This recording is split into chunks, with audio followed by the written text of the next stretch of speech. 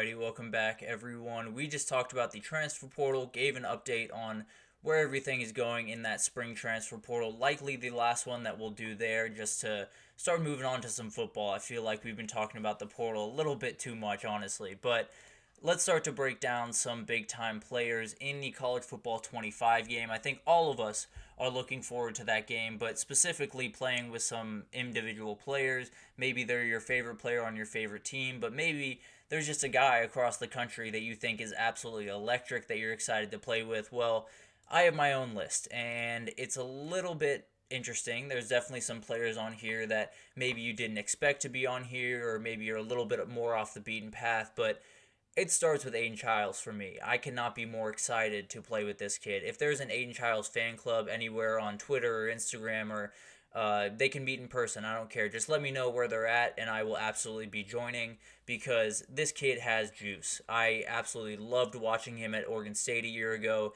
He can make things happen out of thin air. He does incredible things with his legs. Obviously, that is going to be the big time seller for him at Michigan State. There's going to be a time or two in this college football season, in the real college football season, where he's going to make incredible plays. He's going to evade rushers. He's going to run all over the place, break some tackles, score a ridiculous touchdown, and everyone's going to say, that's insane. Or everyone's going to say, that only happens in a video game. Well, it happens in real life. This dude is absolutely off the charts talented and cannot wait to get my hands on the sticks with this kid because I don't know if there's a D lineman, linebacker, DB, it doesn't matter. I don't know if there's anyone that can run down this kid in real time. So it'll be fascinating to play with him. Avery Johnson is another guy kind of in the same way. I love quarterbacks that have that running ability. As you can see, I love specific quarterbacks. I was a big-time Justin Fields guy when he was coming out, and that didn't necessarily work out the way that I was hoping. But Avery Johnson is one of those guys that I just cannot wait to get my hands on in this game. I think he's someone that, especially with that offense that they run, and a guy that is a little bit further down on this list with Dylan Edwards, running read option after read option and zone read after zone read and doing so many different things is just going to be insanely fun. I could go through an entire game with Kansas State only running rushing plays and enjoy myself to the nth degree. I think it'd just be incredible, so very excited with that one. And then comes the obvious one, Travis Hunter. This is one that is an absolute layup. When you can play a full game as one specific player, it's a special thing. This is a guy that plays 134 snaps a game, has no problem, comes up to the podium after and says he'll play another game. This dude is absolutely remarkable, and him in a video game, I don't know how you contextualize that, to be totally honest with you. They say they're going to have wear and tear as a part of the game where guys get a little bit more worn down as the hits start to pile up. I don't know how you do that with Travis Hunter because it doesn't seem like it happens in real life. I don't know how his body works. He's obviously some type of superhuman, but the reality is I don't know if you can include wear and tear for him because it seems like his body doesn't have wear and tear, but it's going to be fascinating to play with him. Cannot wait for that. And then you have Ollie Gordon, probably going to be the highest rated running back in this game, or at least should be. If he's not, then I got a little bit of a problem with that. But I think he's going to be incredibly fun to play with. And not only because of who he is on the football field, but also the O-line you're going to be running behind is going to be one of the best in the game. There's no two ways about that. They are incredible across that line, and you'll find it's really, really fun to play running back when those big-time holes open up and you can get racing down the field with Ollie Gordon. So definitely someone I'm very much looking forward to. There are a number of running backs in this game that I'm looking forward to, but Ollie Gordon might be at the top of the list because of that mix of power and speed and that offensive line that will make life a little bit easier for me, not going to lie. Then we get to the defensive side of the ball. Let's talk about Abdul Carter because I love me a good edge rusher, especially in one of those video games where you can beat that tackle off the edge and make a user sack. That's always a very, very fun thing.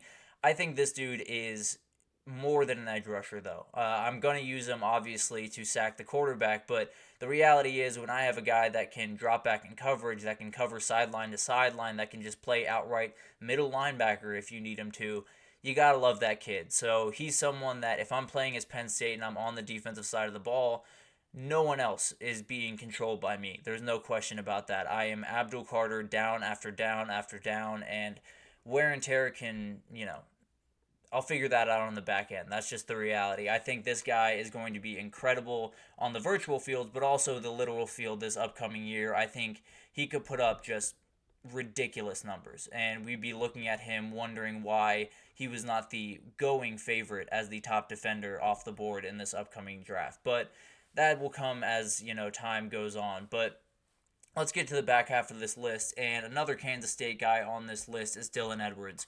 One of the most electric playmakers in the entire country. He can run the ball. He can catch the ball. He returns kicks. He can do literally anything you want him to do on a football field. And when you have that type of speed, it gets really fun to play with him. He is a get the ball in his hands type of player, and then just watch him fly. He is so much fun to watch. You could literally just build your entire offense around him individually, and you'd have a pretty darn good offense. There's no two ways about that. So very, very excited to play with him.